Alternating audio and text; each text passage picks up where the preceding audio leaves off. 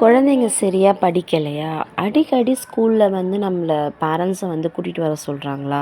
இல்லாட்டா வந்து டெஸ்ட் நோட்லயோ, இல்ல வந்து ஹோம்வொர்க் நோட்லயோ ரொம்ப ரெட் மார்க்ல ராங் வாங்கியிருக்காங்களா? ஸோ அந்த மாரி இருக்க குழந்தைங்களுக்கு இந்த மாரி ஒரு பூஜை பண்ணுங்க. கண்டிப்பா ஒரு நல்ல ரிசல்ட் கிடைக்கும்.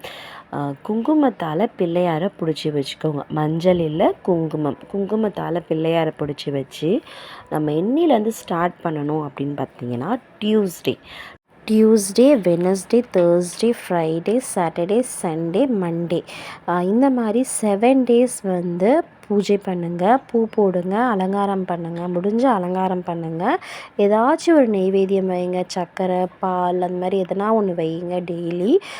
ரொம்ப பெருசாலாம் வேண்டாம். சும்மா லைட்டாக நம்மக்கிட்ட இருக்கிற என்ன பூ இருக்கோ, இல்லை என்னாச்சும் ஒரு ஸ்வீட்டு ஏதாச்சும் ஒரு நெய்வேத்தியம் வைங்க.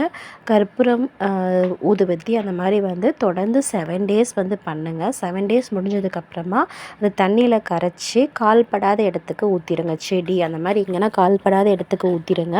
ஸோ இந்த மாதிரி நீங்கள் 7 டேஸ் பண்ணிங்க அப்படின்னா கண்டிப்பாக குழந்தைங்களுக்கு வந்து ஒரு படிக்கணும்னு இன்ட்ரெஸ்ட் வரும், நல்ல ஞாபக சக்தி வரும்.